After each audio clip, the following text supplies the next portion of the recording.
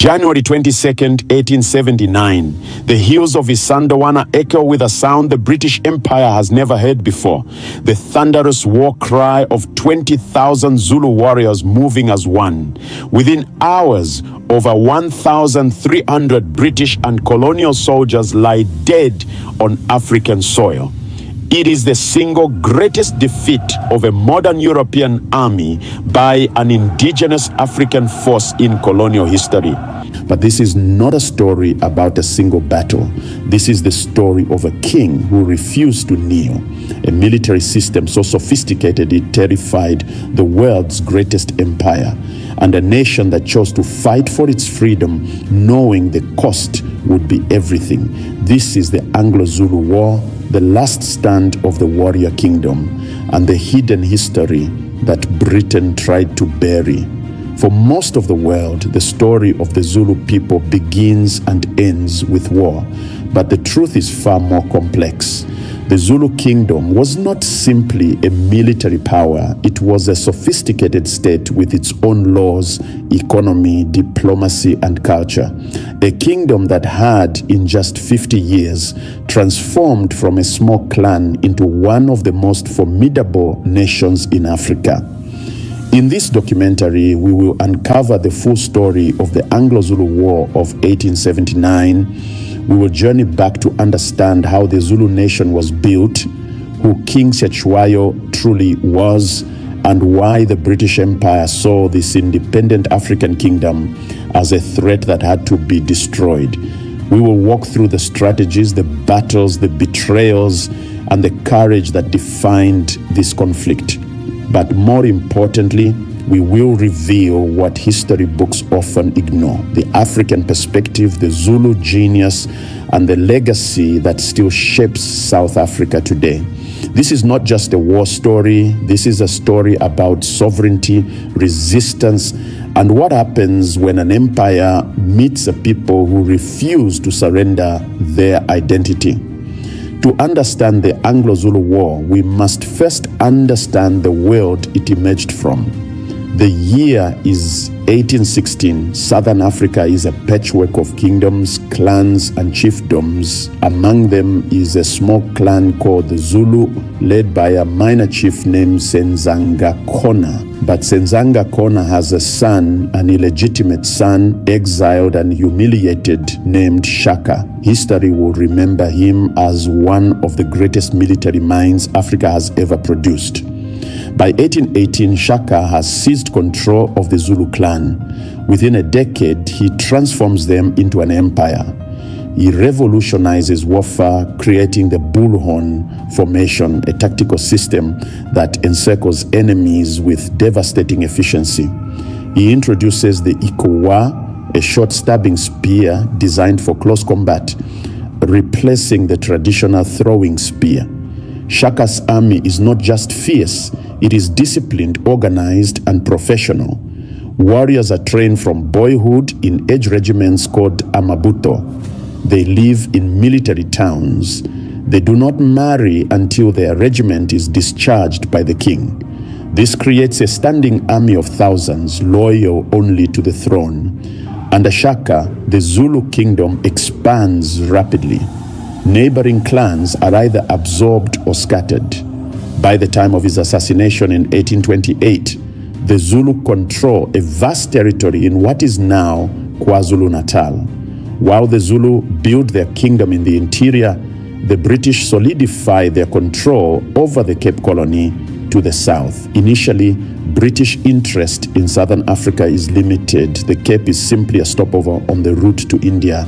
But in the 1830s, everything changes. The discovery of diamonds and later gold transforms Southern Africa into one of the most valuable regions on earth. The British begin expanding inland. They clash with Boer settlers, African kingdoms, and anyone else who stands in the way of profit and empire.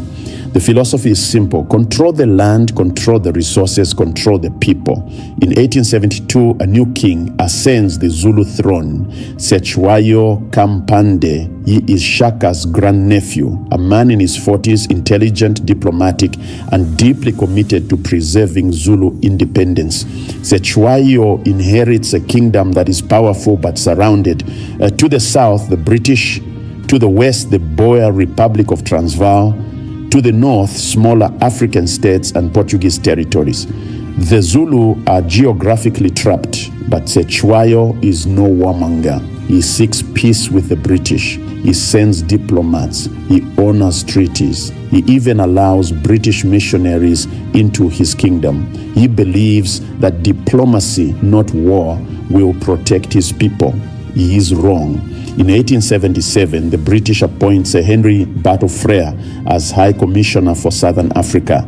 Frere is an imperialist zealot. He believes that African kingdoms are obstacles to British dominance and must be crushed.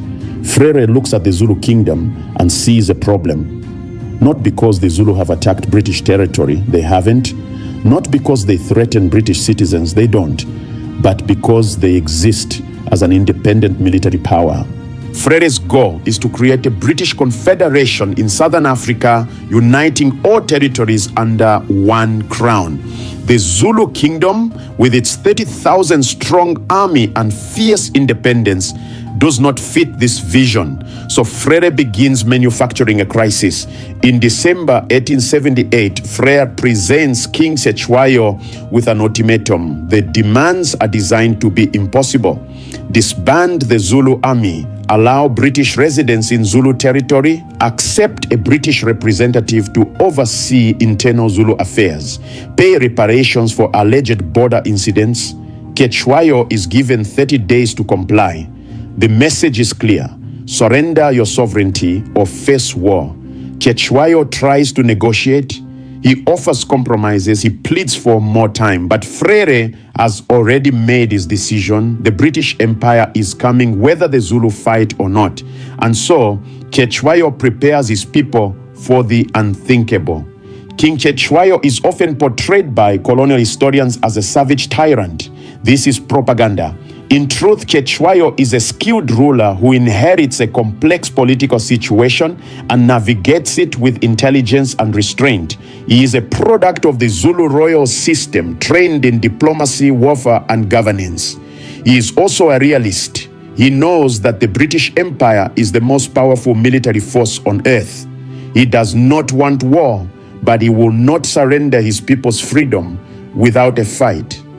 Cetshwayo's tragedy is that he believes in negotiation. He believes the British will honor their agreements. He believes that reason will prevail. He is a king caught between tradition and modernity, between independence and annihilation. The Zulu army is the backbone of the kingdom. It is not a ragtag militia. It is a professional, disciplined fighting force. At the heart of the system are the Amabutho age regiments formed from boys around the age of 14. These young men are trained in combat, endurance, and loyalty. They live together in military kraals or settlements where they remain until the king grants them permission to marry. This system creates warriors who are physically conditioned, tactically trained, and completely loyal to the throne. Each regiment has its own name, insignias, and shield colors. Senior warriors command junior ones. The entire army moves with precision, using signals, messengers, and coordinated formations. The Zulu do not have guns, at least not many.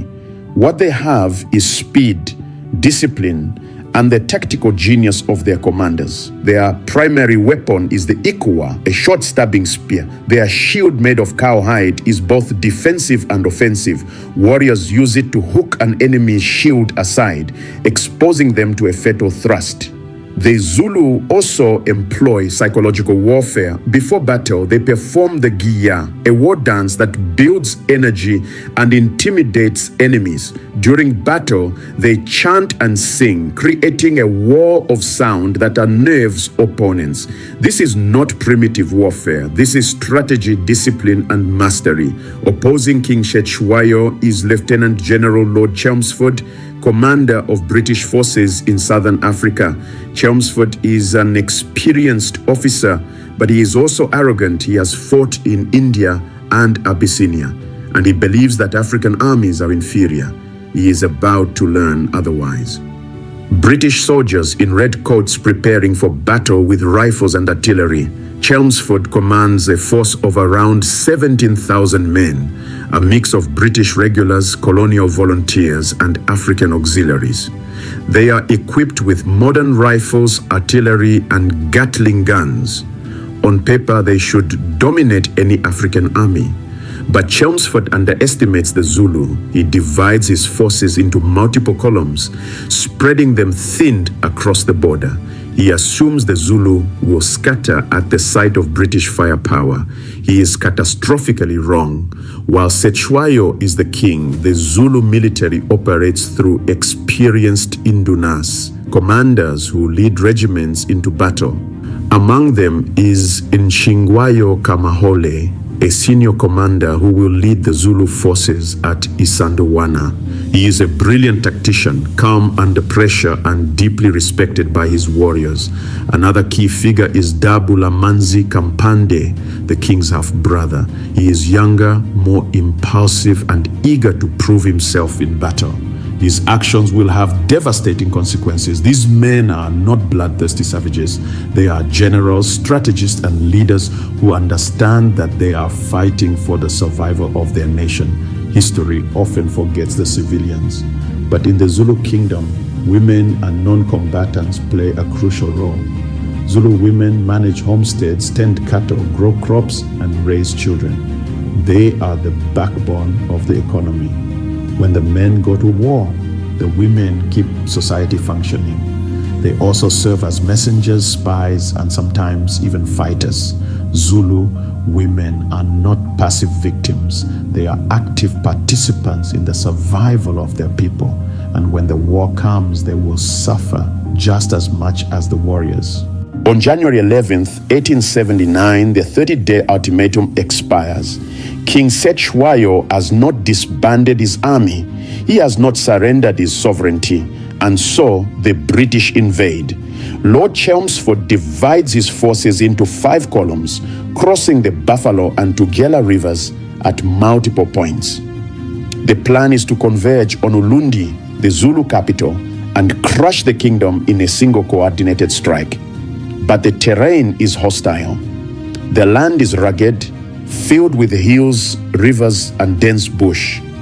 Supply lines stretch thin, communication is slow.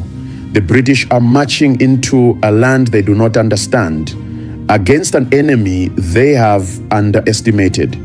Meanwhile, King Cetshwayo mobilizes his forces. He does not want this war, but now that it has begun, he will defend his kingdom with everything he has. He sends out his Amabuto, 20,000 warriors organized into regiments, each with a specific role. Their orders are clear. Find the British, surround them, destroy them. January 22nd, 1879, the British Central Column, commanded by Lord Chelmsford, camps beneath a mountain called Isandlwana. The mountain's shape resembles a crouching lion, a symbol the Zulu consider sacred. Chelmsford has around 1,800 men here, British regulars, colonial volunteers, and African auxiliaries. He believes the main Zulu force is miles away. So confident is he that he takes off his men on a reconnaissance mission, leaving the camp defended by Lieutenant Colonel Anthony Dunford and Colonel Henry Pulin. It is a fatal mistake. The Zulu army has been hiding in the hills, waiting for the right moment. 20,000 warriors led by Indunas Nshingwayo and Mavumengwana are concealed in the valleys just beyond the camp. At midday, a British patrol stumbles upon the Zulu force. The warriors rise from the earth like a black wave. The battle has begun. The Zulu execute their bullhorn formation with terrifying precision. The chest, the main force, charges directly at the British camp. The horns, flanking regiments, sweep wide on both sides, encircling the enemy. The loins, reserve forces, wait behind, ready to exploit any weakness. The British form defensive lines. Their rifles fire in disciplined volleys. For a moment, it seems the firepower will hold, but the Zulu keep coming. They move with astonishing speed, closing the distance before the British can reload. They use the terrain, the smoke, and their shields to minimize casualties. And when they reach the British lines, they engage in brutal hand-to-hand combat. The British are overwhelmed. Ammunition runs low. Orders break down. Panic spreads. By late afternoon, the camp is overrun. Over 1,300 British and colonial soldiers are dead. Only a handful escape. The Zulu have achieved one of the most stunning military victories in colonial history. But the victory comes at a cost. The Zulu lose around 1,000 warriors, men who cannot be easily replaced. And the Zulu know this is only the beginning. The British will return and they will bring vengeance. Hours after Isandlwana, a force of around 4,000 Zulu warriors led by Prince Dabula Manzi approaches a small British outpost at Rorke's Drift. Dabula Manzi has disobeyed King Cetshwayo's orders. The king commanded his forces not to cross into British territory. But Dabula Manzi, eager for glory and frustrated at being held in reserve, decides to attack anyway. At Rorke's Drift, 139 British soldiers, many of them sick or wounded, prepare to defend a small mission station. They have hours to build barricades from mealie bags, biscuit boxes, and whatever else they can find. At 4:30 p.m., the Zulu attack begins. For 12 hours, the Zulu assault the position. They are brave, relentless, and determined, but the British have modern rifles, a fortified position, and the advantage of firepower. The Zulus suffer heavy casualties. Waves of warriors fought to rifle fire, yet they keep attacking, driven by courage and duty. By dawn, the Zulu withdraw. They have lost hundreds of men. The British have lost only 17. Rorke's Drift becomes a legend in British military history. 11 Victoria Crosses are awarded, the most ever for a single action. Songs are written, movies are made. But from the Zulu perspective, Rorke's Drift is a tragic waste. Dabula Manzi's disobedience costs the kingdom hundreds of warriors for no strategic gain. And it gives the British a propaganda victory to offset the disaster of Isandlwana. News of Isandlwana shocks the British Empire. How could a savage African army defeat the most powerful military on earth? The British press demands action. Politicians call for retribution, and the military begins mobilizing reinforcements. Lord Chelmsford is humiliated but determined. He receives thousands of additional troops, modern artillery, and Gatling guns. The second invasion of Zululand will not fail. Meanwhile, King Cetshwayo tries once more to negotiate. He sends envoys to the British, offering peace terms. He argues that the war was never necessary, but the British are no longer interested in peace. They want total victory. In late March, British forces attempt to capture a Zulu stronghold at Loban Mountain. It is a disaster. Zulu forces ambush the attackers, killing over 200 colonial troops. But the next day, at the Battle of Kabula, the British achieve a decisive victory. Using fortified positions and overwhelming firepower, they repel a massive Zulu assault, killing over 1,000 warriors. The tide is turning. The Zulu are running out of men, supplies, and options. By June, Chelmsford has assembled a new army, over 15,000 men, heavily armed and carefully organized. This time, there will be no mistakes. The British advance slowly, building fortified camps every night. They use cavalry scouts, Gatling guns, and artillery. They are cautious, methodical, and overwhelming. King Cetshwayo sends desperate messages. He offers to negotiate. He offers reparations. He offers anything except the destruction of his kingdom. The British ignore him. On July 4th, 1879, the British Army reaches Ulundi, the Zulu capital. King Cetshwayo assembles his remaining warriors, around 15,000 men. They are exhausted, demoralized, but still willing to fight for their king. The British form a massive square, infantry on all sides, cavalry and artillery in the center. It is an impenetrable formation designed to maximize firepower.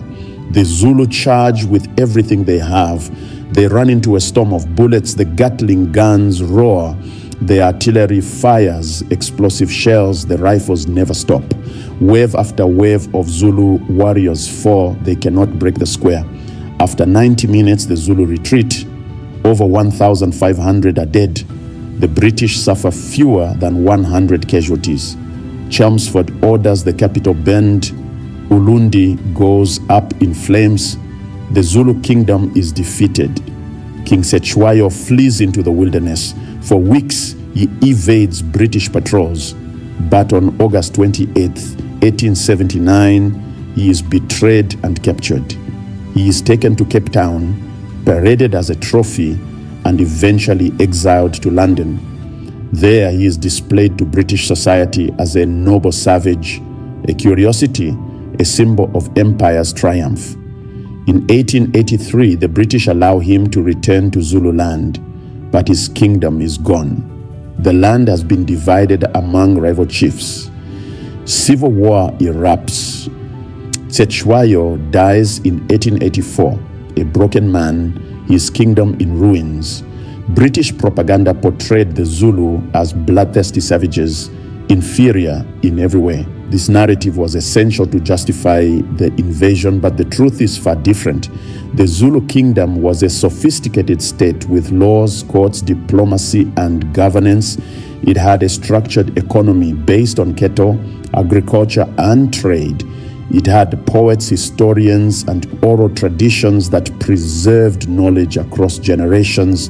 The Zulu were not primitive, they were a nation. The Zulu military system was studied by military historians around the world.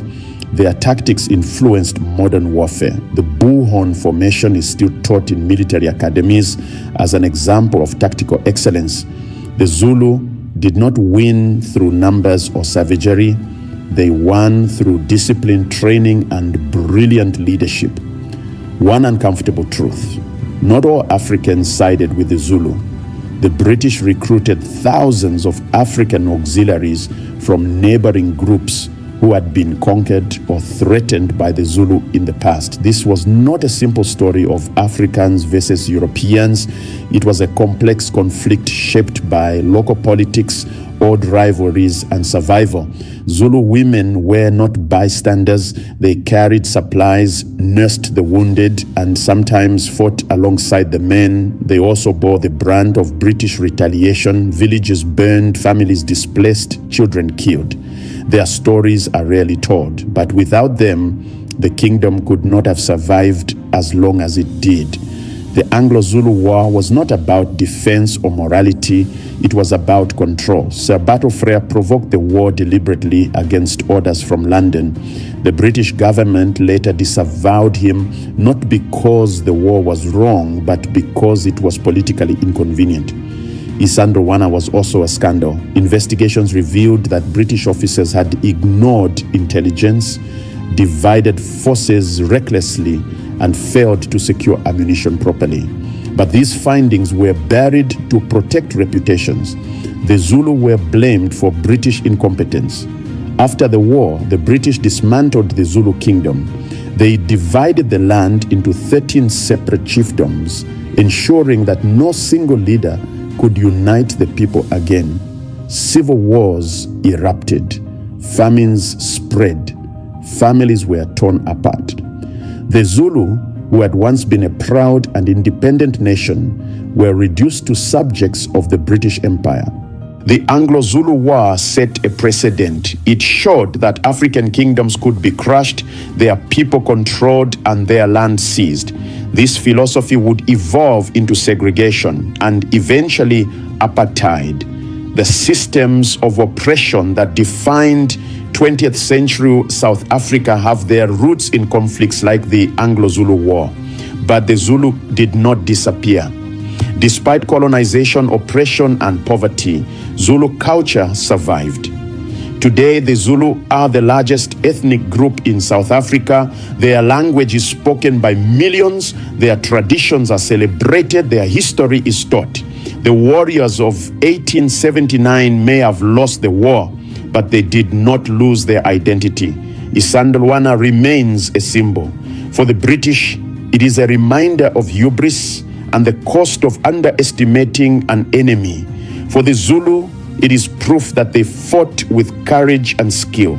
It is a moment when an African army defeated the world's most powerful empire. And it is a lesson that freedom is worth fighting for, even when the odds are impossible. The Anglo-Zulu War is not ancient history. Its effects are still felt. Land disputes, ethnic tensions, and economic inequality in South Africa all trace back in part to the colonial conquest of the 19th century. But there is also hope. The story of the Zulu reminds us that African kingdoms were powerful, sophisticated, and worth remembering. It challenges the colonial narrative that Africa was passive, primitive, or uncivilized. The Zulu fought, they resisted, they left a legacy. So what is the lesson of the Anglo-Zulu War? It is not that violence is noble or that war is glorious. It is not even that the Zulu were perfect. They were human with flaws and complexities like any nation. The lesson is this: sovereignty matters, independence matters. The right of a people to govern themselves, to preserve their culture, and to defend their land matters. King Cetshwayo did not want war. He tried diplomacy, negotiation, and compromise. But when the choice was between surrender and resistance, he chose to fight. And even though the Zulu kingdom fell, the spirit of that resistance lives on. The Anglo-Zulu War reminds us that history is not just written by the victors. It is also remembered by those who fought, who survived, and who refused to be forgotten. The Zulu did not disappear. They endured, and that perhaps is the greatest victory of all. Thank you for watching this episode of Africa Hidden History. The story of the Anglo-Zulu War is one of courage, tragedy, and resilience. It is a story that deserves to be told in full, not as a footnote to British imperialism, but as a chapter in the history of African resistance. If you found this documentary valuable, please like this video, subscribe to the channel, and share it with others who want to learn the hidden stories of Africa. Next time, we'll explore another untold chapter of African history, one that will challenge what you think you know about the continent and its people. Until then, remember, history is not just what happened, it's who tells the story, and Africa's story deserves to be heard.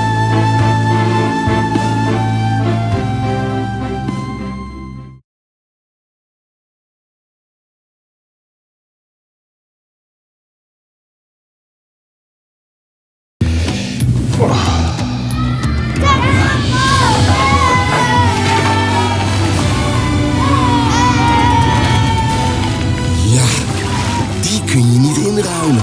Maar je bank wel. Bij Woonsquare zijn het de inruildagen met hoge inruilkortingen. Even naar de Woonsquare.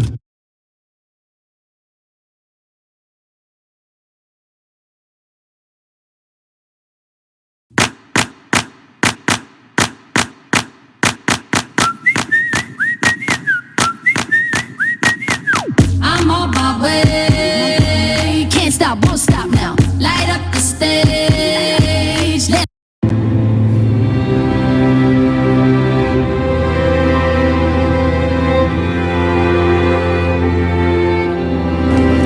By the 1850s, the British Empire was on a road of rapid expansion. The British had colonies in southern Africa bordering on various Boer settlements.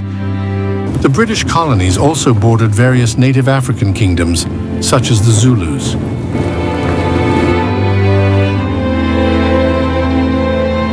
The discovery of diamonds in 1867 near Kimberley, some 500 miles northeast of Cape Town, was the catalyst that triggered major change in the region.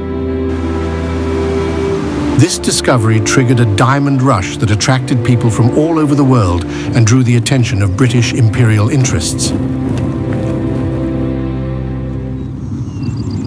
In 1874, Lord Carnarvon, Secretary of State for the Colonies, who had brought about federation in Canada in 1867, thought that a similar scheme might work in South Africa. The South African plan called for a ruling white minority over a black majority, which would provide a large pool of cheap labor for the British sugar plantations and mines. Carnarvon, in an attempt to extend British influence in 1875, approached the Boer states of the Orange Free State and the Transvaal Republic and tried to organize a federation of the British and Boer territories, but the Boer leaders turned him down. 2 years later, Sir Bartle Frere was made High Commissioner for Southern Africa by Lord Carnarvon. Frere was appointed to the position on the understanding that he would work to enforce Carnarvon's Confederation plan. One of the obstacles to such a scheme was the presence of the independent Boer states and the Kingdom of Zululand. Bartle Frere wasted no time in putting the scheme forward and made claims against the Zulu by exaggerating the significance of a number of recent incidents as an excuse to escalate the tensions between the Zulus and the British. In the same year, the British annexed the Boer Transvaal Republic for Britain using a special warrant. The Transvaal Boers objected, but as long as the Zulu threat remained, they found themselves between two threats. They feared that if they took up arms to resist the British annexation, King Cetshwayo and the Zulus would take the opportunity to attack. The British knew that the real strength in South Africa remained in the hands of King Cetshwayo. However, back in London, British Prime Minister Benjamin Disraeli's administration did not want a war with the Zulus. The government argued that matters in Eastern Europe and India were of a higher concern and did not want a Zulu war in addition to the other ongoing conflicts. However, Sir Bartle Frere had already concluded that the powerful Zulu kingdom stood in the way of creating a confederation of South Africa, and so preparations for a British invasion of the Zulu kingdom had been underway for months. Yes, sir. In December 1878, Frere presented Cetshwayo with an ultimatum that the Zulu army be disbanded and the Zulus accept British rule. Not only this, but the British also demanded various payments in the form of cattle and the surrender of various Zulu chiefs who would be put on trial. To ensure that there was no interference from London, Frere delayed informing the Colonial Office about his ultimatum until it was too late for it to be countermanded.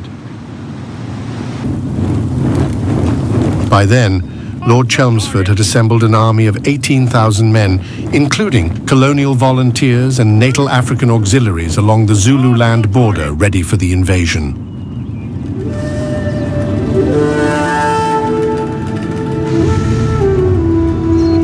Cetshwayo continuously attempted to avoid war with the British. He ordered his troops to defend their country only if attacked and not to carry the war beyond its borders. But knowing that Lord Chelmsford was gathering men on the Zululand border, he prepared for the inevitable invasion.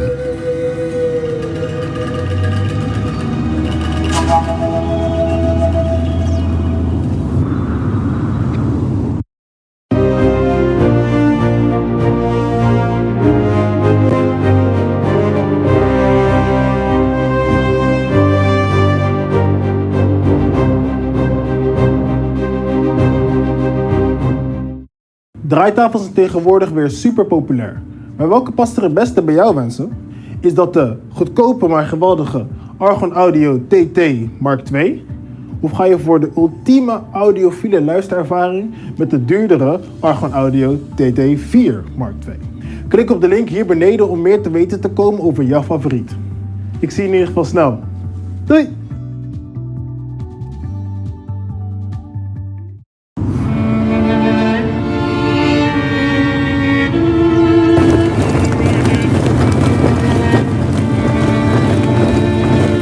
British force under the command of Lord Chelmsford invaded Zululand without authorization from the British government.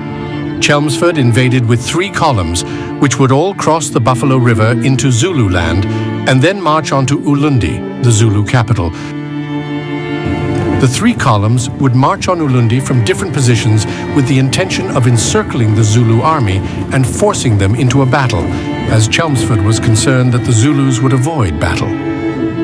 The main center column, consisting of some 7,800 men, was comprised of Richard Thomas Glynn's No. 3 column and Anthony Durnford's No. 2 column, and was directly under the command of Lord Chelmsford. This column would march on Ulundi from Rorke's Drift. No. 1 column consisted of around 5,000 men and was under the command of Colonel Charles Pearson and would march on Ulundi from the lower drift of the Tugela River. The 3rd column, No. 4 column, consisted of around 3,000 men and was under the command of Colonel Evelyn Wood, who would march on Ulundi from Utrecht, an area at the foothill of the Balele Mountains. While Cetshwayo's army numbered perhaps 35,000 men, it was essentially a militia force which could be called out in times of national danger. It had a very limited logistical capacity and could only stay in the field a few weeks before the troops would be obliged to return to their civilian duties. Zulu warriors were armed primarily with assegai thrusting spears. Some had clubs and some had throwing spears. They also had shields made of cowhide.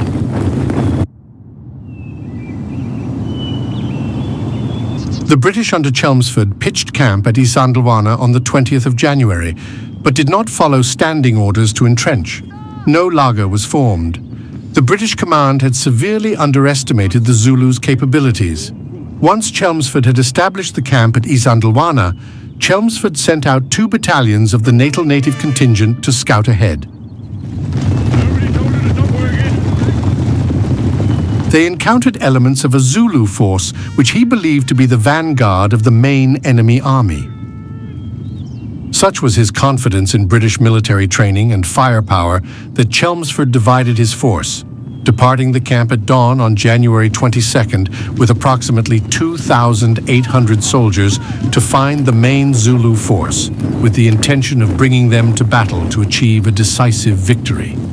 He left the remaining 1,300 men of the No. 3 column to guard the camp under the command of Colonel Pauline. It never occurred to him that the Zulus he saw were diverting him from their main force. Around 10:30 a.m., Colonel Anthony Durnford arrived from Rorke's Drift with 500 men of the Natal Native contingent. He quickly decided to take the initiative and move forward to engage a Zulu force, which Pauline and Durnford judged to be moving against Chelmsford's rear. While Chelmsford was in the field seeking them, the entire Zulu army had outmaneuvered him, moving behind his force with the intention of attacking the British army camped at Isandlwana. The main Zulu force was discovered at around 11 a.m. by men of Lieutenant Charles Raw's troop of scouts. Having been discovered, the Zulu force leapt to the offensive.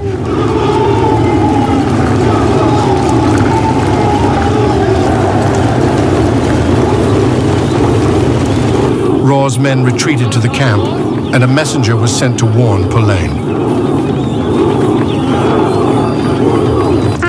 Pauline sent all 6 companies of the 24th Foot into an extended firing line, with the aim of meeting the Zulu attack head-on and checking it with firepower. Durnford's men, upon meeting elements of the Zulu center, had retreated to a dried-out river on the British right flank where they formed a defensive line. Show them how we can fight, lads.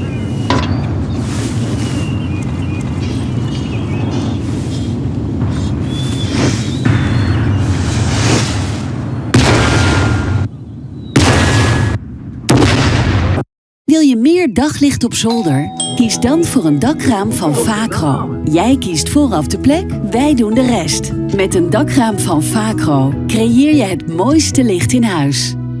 En met onze montagedienst heb je het binnen 1 dag geplaatst. Maak een afspraak op vacromontage.nl. Alles is een total system integrator. Wat betekent dat? Dat wij de keuze hebben om systemen te integreren speciaal voor jullie flow met onze engineering, we hebben daar een aparte workflow over. En wij zijn één aanspreekpunt die kan kiezen uit verschillende oplossingen van onze partners.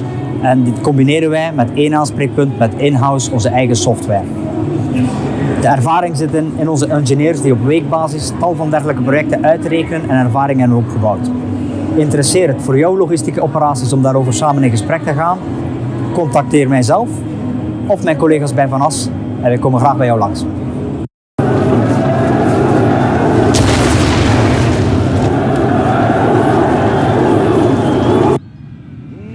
Durnford and his men on the British right were the first to engage with the Zulus.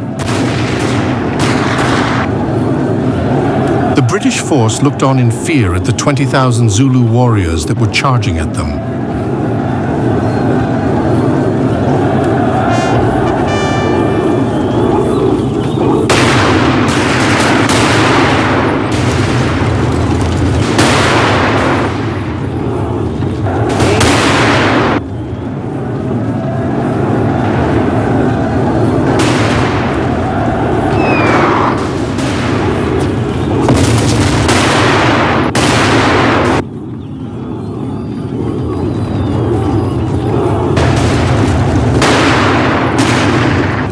For an hour or so until afternoon, the disciplined British volleys pinned down the Zulu center, inflicting many casualties and causing the advance to stall.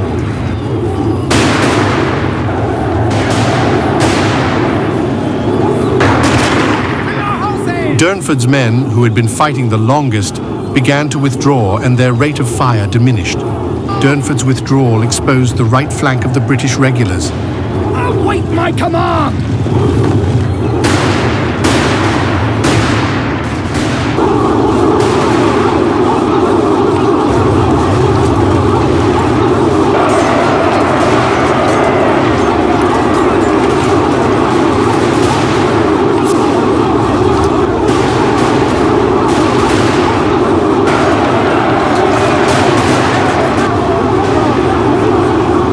A number of desperate last stands were made, but ultimately the entire British column was overrun and destroyed by the Zulus.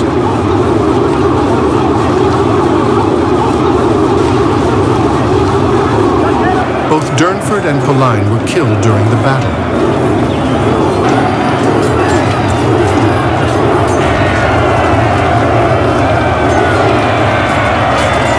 Over 1,300 British soldiers had been killed, making this the worst defeat of a technologically superior force against a primitive native force in history.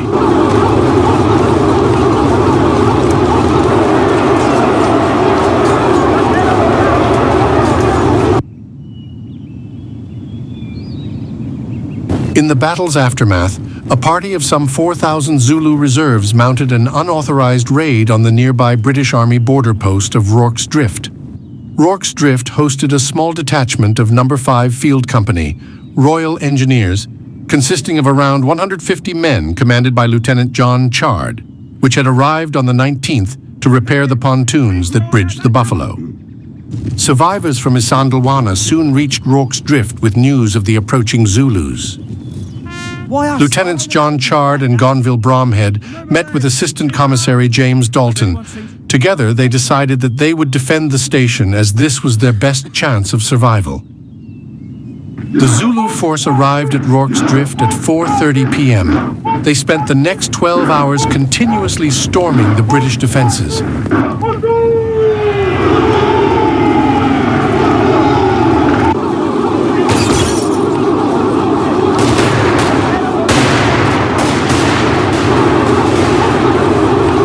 At first, they were unable to reach the men behind the barricades with their spears. Many Zulu warriors were shot down at point-blank range, and the defenders forced back any who did manage to climb over.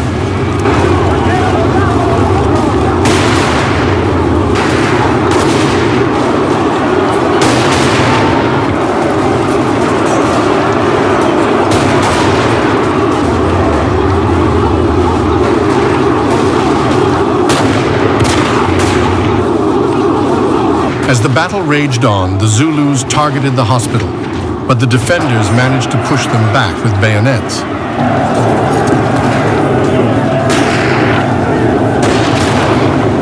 The small British garrison at Rorke's Drift had survived the day, and before the sun set, they withdrew further into the drift and built new defenses.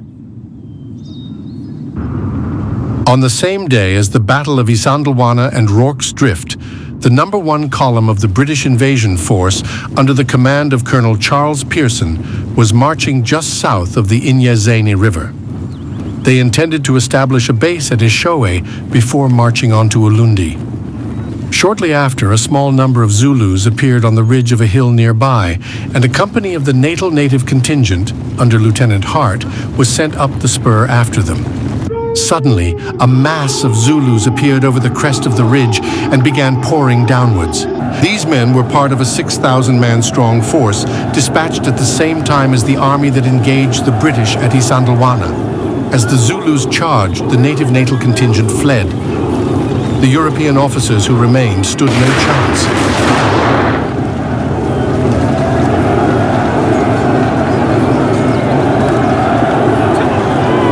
Hearing the gunshots, the British column quickly formed a firing line.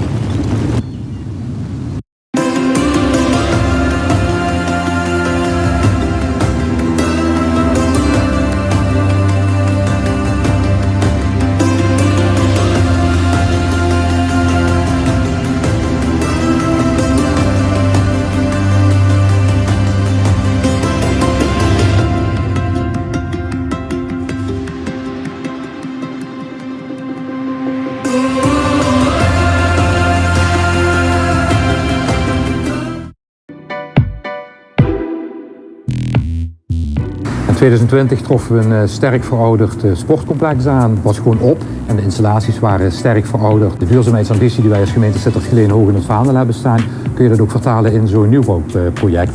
En dat heeft er uiteindelijk toe geleid dat de gemeenteraad de moed heeft gehad om te beslissen om hier ook echt voor een project te gaan waar 0 op de meter aan de orde en daarmee ook proberen nog verder te gaan om 0 in de euro's te zijn.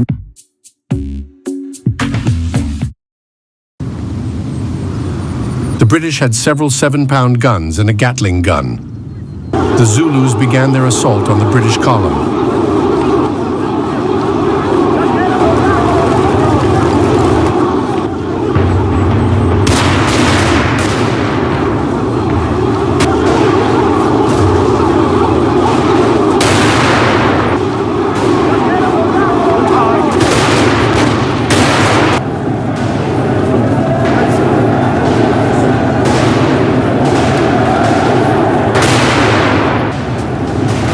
Some Zulus had guns that they had bought just before the war began. The Zulu attack was eventually repulsed by the massive British firing power. 10 British soldiers had been killed and over 350 Zulu warriors had been killed. That evening at Rorke's Drift, the Zulus continued the attack. The British withdrew to the center of the station, where a final defense had been hastily built.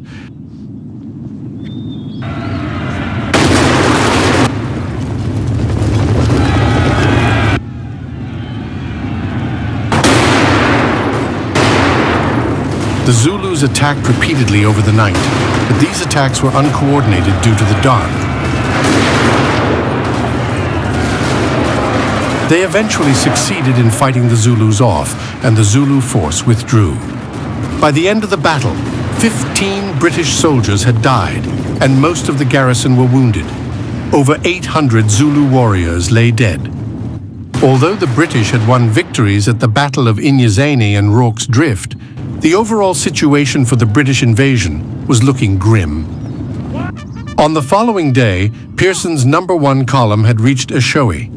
On learning of the disaster at Isandlwana, Pearson made plans to withdraw back beyond the Tugela River. However, before he had decided whether or not to put these plans into effect, the Zulu army managed to cut off his supply lines, and the siege of Eshowe had begun. By this point, out of the 3 invading columns, one had almost been entirely destroyed and one was under siege.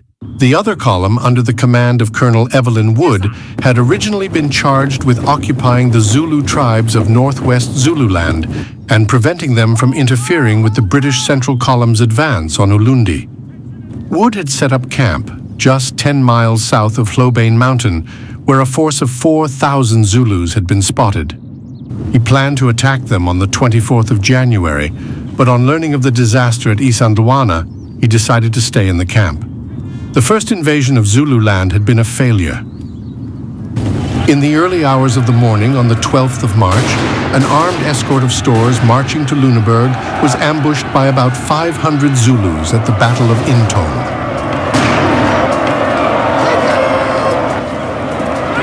The British force suffered 80 killed, and all the stores were lost. Chelmsford used the next 2 months to regroup and build a fresh invading force with the initial intention of relieving Pearson at Eshowe. The British government also rushed 7 regiments of reinforcements to Natal, along with 2 artillery batteries. On the 29th of March, a column under Lord Chelmsford, consisting of a total of 5,670 men, marched to the relief of Eshowe. As Chelmsford's relief column marched through Zululand to relieve Eshowe, No. 4 column under Evelyn Wood had fallen back to Kambula. He camped at Kambula as he knew of the defeat of the British column at Isandlwana and was cautious about making a move on the Zulus. As Wood was waiting at Kambula, he received reinforcements in the form of Transvaal Rangers and 700 friendly Zulus under the command of Uhamukanzibe, Cetshwayo's half-brother, who had always been friendly towards the British and at odds with the Zulu king. Shortly afterwards, Wood received a message from Chelmsford letting him know that new British troops were in Zululand, intending to relieve the siege at Eshowe. Chelmsford had requested Wood to create a distraction to draw off some of the Zulu strength. Wood now had the confidence to carry out his original objective, to attack the Zulus on Hlobane. Lieutenant Colonel Redvers Buller led the attack on Hlobane on the 28th of March with 600 other men. The British force split up and began scaling the hill.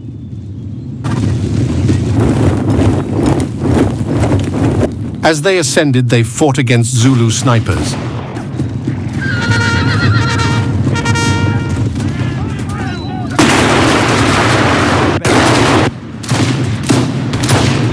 However, soon after the skirmishes began, the main Zulu army of 20,000 men approached to help the Zulus on the hill. A lot of these men were veterans of Isandlwana. The British force saw this and began a retreat, which turned into a rout.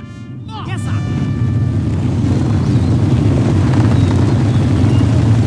1,000 Zulus of the Abacalusi managed to intercept the British and inflicted massive casualties.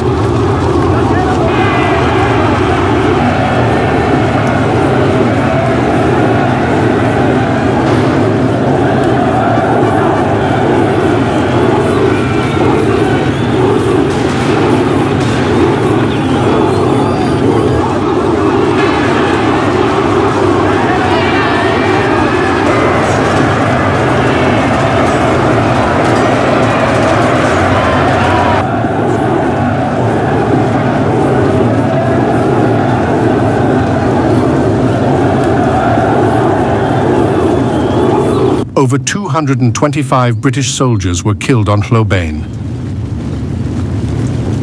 Survivors of the Battle of Hlobane withdrew back to the camp at Kambula, and the forces of Colonel Evelyn Wood prepared to receive an attack by the 20,000 Zulu that had arrived. The defenses on Kambula consisted of a laager formed with wagons that were tightly locked together. Wood's force consisted of around 2,000 men, and both natal and British troops were present. By this point, many of the Zulus were armed with rifles taken from the British dead at previous battles. Cetshwayo had ordered the Impi not to attack fortified positions, but to lure the British troops into the open. These instructions were ignored. The Zulus attacked the laager for 5 hours. All right, then. Infantry.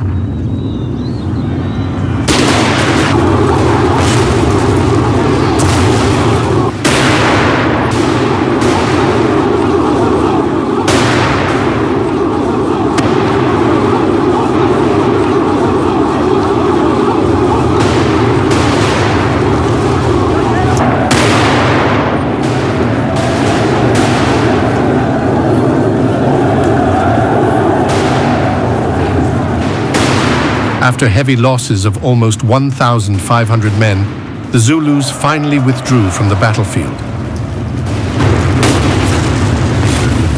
However, they were pursued by British mounted troops who killed many more fleeing and wounded warriors.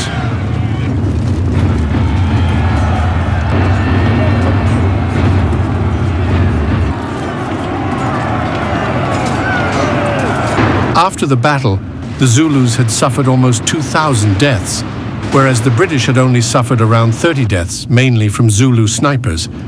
The effect of the Battle of Kambala on the Zulu army was severe. Many demoralized warriors went home. This battle was the turning point of the war.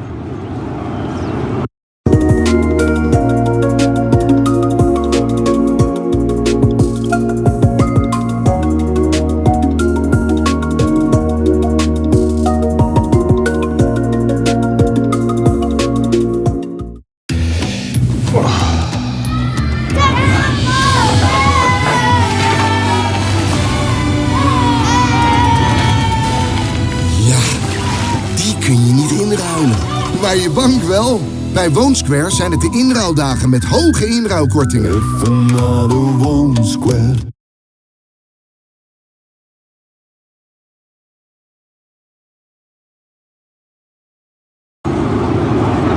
After this battle, Chelmsford's column that was marching to relieve Eshowe was encamped in a lager at Gingindlovu. Having learned their lesson after the Battle of Isandlwana, lagers were constructed every time the column had to stop for the night. On the 2nd of April, a 10,000-man strong Zulu impi attacked Chelmsford's position in the lager. The result of this battle was similar to that of Kambula. The Zulus were repelled with heavy losses. The next day, Chelmsford's column arrived at Isho and relieved the siege on Pearson's men. Despite these victories for the British, Chelmsford had still not beaten the Zulus decisively and was now aware that the British government sought to replace him as commander. Sir Garnet Wolseley was being sent to replace him. Chelmsford wanted to inflict a final blow on the Zulus before this new commander arrived as a way of restoring his reputation, so he reinforced his army with fresh recruits and marched on Ulundi, the Zulu capital.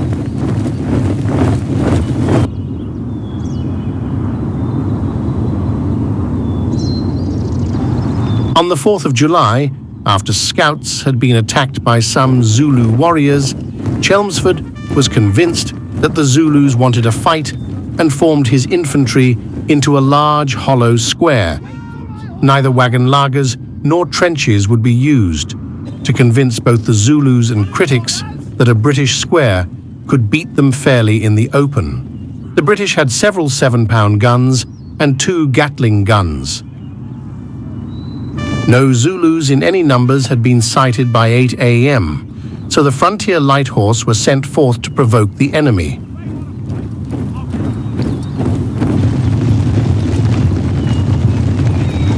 As they rode out, the entire Zulu army rose out of the grass in front of them. The Zulu army, under the command of Umantwana Ziwedu Kampande, was around 14,000 men strong. The mounted troops opened fire from the saddle in an attempt to trigger a premature charge before retreating into the British square.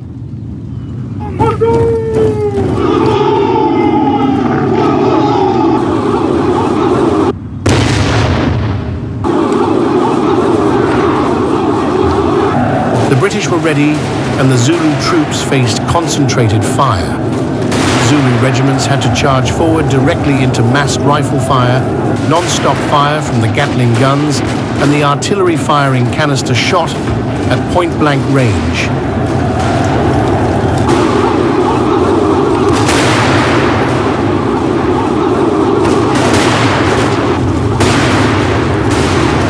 Charges were made by the Zulus in an attempt to get within close range, but they could not prevail against the British fire.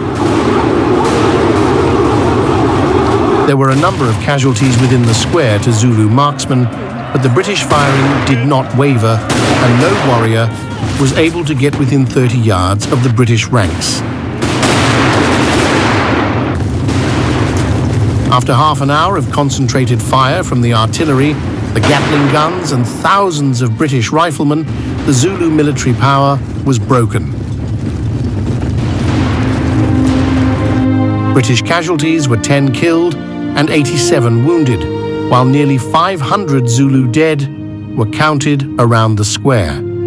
The Zulus fled towards the high ground with cavalry chasing them. The pursuit continued until not a live Zulu remained on the Mahlabatini plain, with the British killing the Zulu wounded in revenge for similar Zulu actions at Isandlwana.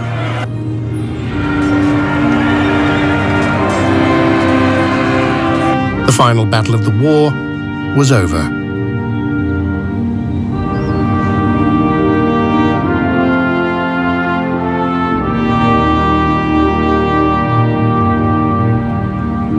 Just Tsana Uti.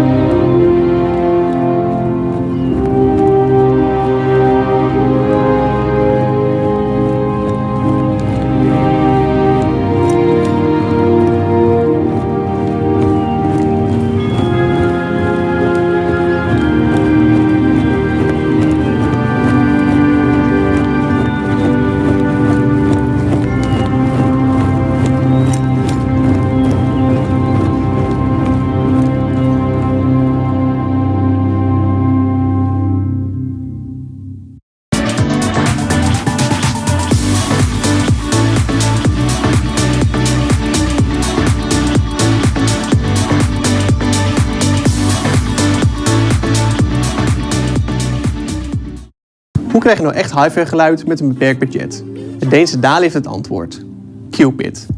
Het zet stijlvolle, compacte speakers die voor bijna iedereen betaalbaar zijn.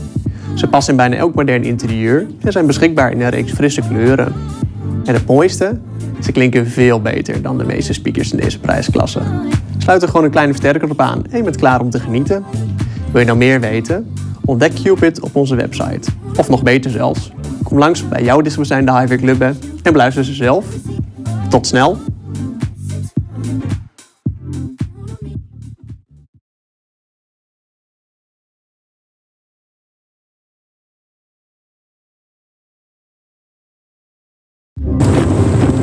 By the mid-19th century, Egypt was on a quest to modernize and expand its influence. This included the financing of major infrastructure projects like the Suez Canal. These efforts, however, plunged the country into heavy debt. To stabilize Egypt's finances, Britain and France established an international debt commission to oversee its economy, further tightening their grip on the region. The worsening conditions in Sudan, marked by economic hardship, political neglect, and local unrest, raised alarms in Egypt. In the 1870s, a Muslim cleric named Muhammad Ahmad began preaching Islamic renewal and national liberation. He gained a large following and in 1881 declared himself the Mahdi, a messianic figure in Islam.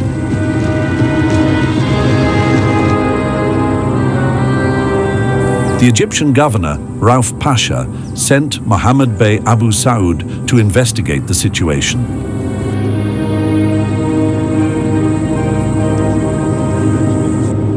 Arriving on Abba Island on the 7th of August 1881, Abu Saud requested that Muhammad Ahmad come to Khartoum to meet with the Governor-General.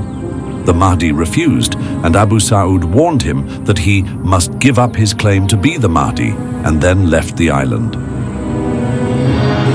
After that meeting, an arrest party of 200 Egyptian soldiers were sent to Abba Island.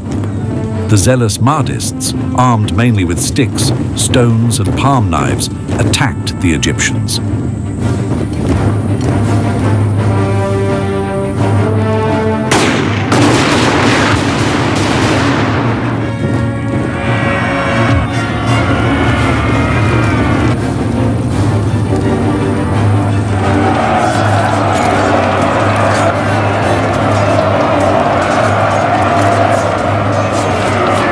The Egyptians were completely overwhelmed, and only a few men managed to escape.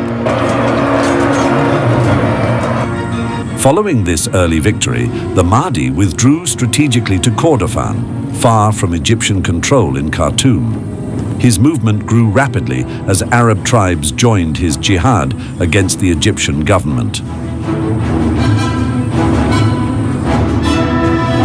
The Mahdi and the forces of his Ansar arrived in the Nuba Mountains around early November 1881. Another Egyptian expedition of around 400 men dispatched from Fashoda arrived around 1 month later.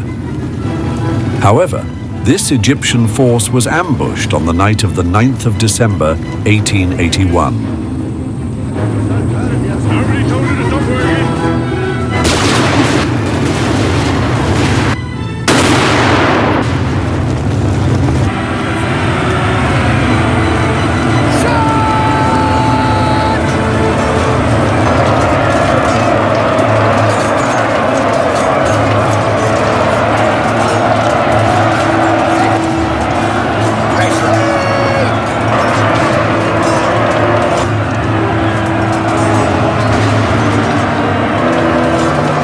The entire force was killed, including the force commander and all his principal leadership team. Wil je meer daglicht op zolder? Kies dan voor een dakraam van Vacro. Jij kiest vooraf de plek, wij doen de rest. Met een dakraam van Vacro creëer je het mooiste licht in huis. En met onze montagedienst heb je het binnen 1 dag geplaatst. Maak een afspraak op vacromontage.nl. En als je wel veel rijdt, is er natuurlijk ook de gewone ORA-autoverzekering. Geen gedoe met uitleggen van je ongeval, maar makkelijk schade melden via de ORA-app. Alarmed by the scale of the rebellion, the Egyptian administration assembled a larger force of 4,000 troops under Youssef Pasha in mid-1882.